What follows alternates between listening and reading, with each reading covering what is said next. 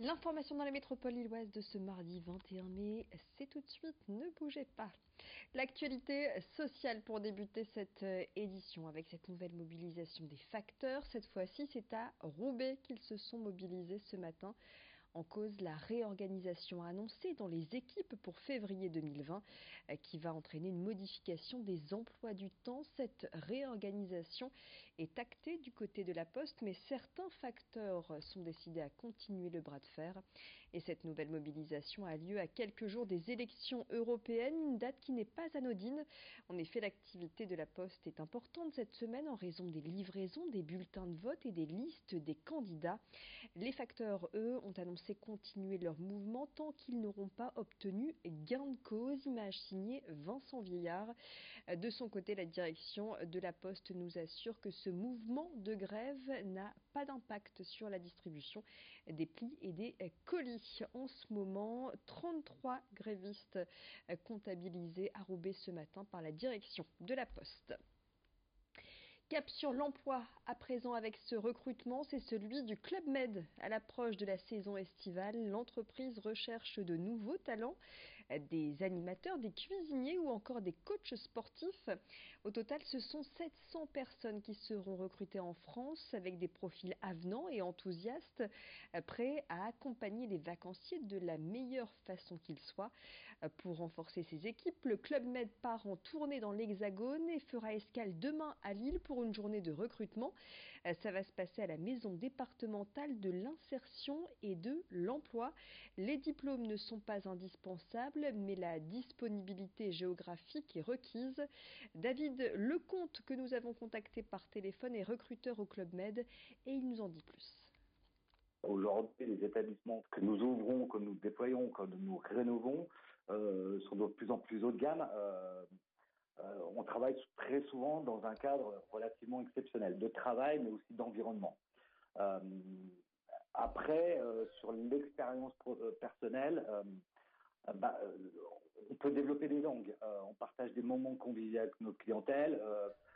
Développer ces langues est tout à fait accessible. À titre d'exemple, j'ai fait une saison de 8 mois en Turquie. Je ne dis pas que je parle turc, mais j'ai quand même quelques notions. La notion de voyage aussi.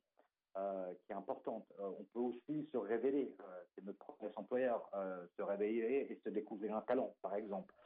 Sur le plan pro, je vous le dis, c'est au cœur de notre stratégie RH, l'épanouissement professionnel, notamment à travers des formations, un plan de carrière, même si c'est un rythme saisonnier, ça c'est un engagement de l'entreprise, c'est de faire évoluer ses talents. Le grand format nous emmène aujourd'hui à Boskep dans les Flandres pour découvrir un lieu historique. Il s'agit du musée de la radio. Le lieu rassemble une collection impressionnante d'anciens postes de radio et de télévision. Didier Parent est l'un des bénévoles de ce musée associatif et se passionnez-vous une passion indéniable à ces objets historiques qui datent pour certains de 1912. Le reportage est signé Alicia Sanfilippo. À Boskep, le musée de la radio présente une impressionnante collection de postes de radio et de télévision anciens. Didier Parent est l'un des bénévoles qui conserve le musée associatif depuis sa création en 2012. 80% de la collection a été chinée par Didier, qui voue une passion pour ces objets historiques qu'il a acquis depuis plus de 30 ans. Je suis allé dans une brocante et j'ai vu qu'il y en avait plein. Et puis j'ai commencé à acheter un poste ou deux. De fil en aiguille, quand on aime, on en achète un, on en achète deux, puis 10, et 20, et 100, et plusieurs milliers aujourd'hui. La collection du musée compte aujourd'hui 600 pièces, regroupées par époque. Les visiteurs pourront découvrir les débuts de la radio et de la télévision. Vous allez découvrir les appareils radio qu'on utilisait en 1920. C'était vraiment des appareils archaïques. Il faut préciser que dans nos appareils radio, on a besoin quand même un petit peu d'énergie électrique et qu'à l'époque, il n'y avait pas d'électricité dans les villes et les villages. On va aussi trouver toujours le disque qui est un incontournable de la radio. Et puis bien sûr, l'incontournable, c'est la télévision qui démarre sur des petits écrans comme ça. Le musée permet de voir l'évolution de ces objets avec une pièce dédiée à l'époque des années 80-90. Une époque significative pour Didier. C'est une révolution de pouvoir écouter des disques comme ça dans la chambre. Le musée ouvert tous les dimanches de 15h à 18h, permet de s'immerger dans différentes époques à la découverte de ces médias qui sont constamment en évolution. L'anecdote que je relate toujours, c'est que les gens, quand tu rentres, disent qu'est-ce qu'on va découvrir ici?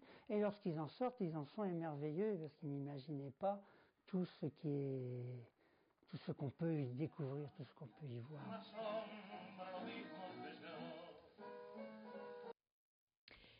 À l'occasion de la fête de la nature, les espaces naturels de la métropole européenne de Lille vous concoctent un programme spécial avec des découvertes de la faune et de la flore, des conférences sur les thèmes de la biodiversité ou encore des projections de films commentés jusqu'à dimanche.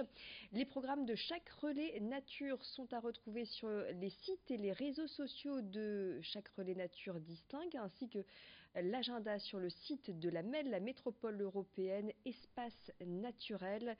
Voilà cette fête de la nature qui se poursuit jusqu'à dimanche avec des portes ouvertes dimanche, jour de la fête des mères. Et justement, la fête des mères approche et il est temps de penser à une petite attention pour sa maman.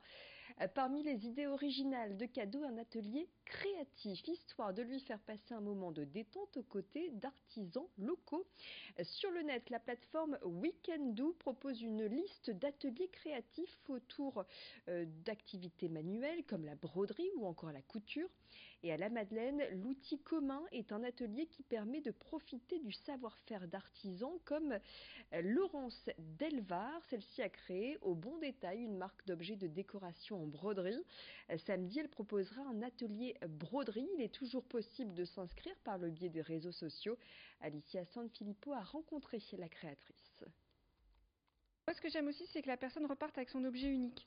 Donc, je suggère, mais en réalité, la personne va choisir par exemple, pour l'atelier broderie, va choisir son dessin, ses couleurs de fil, etc.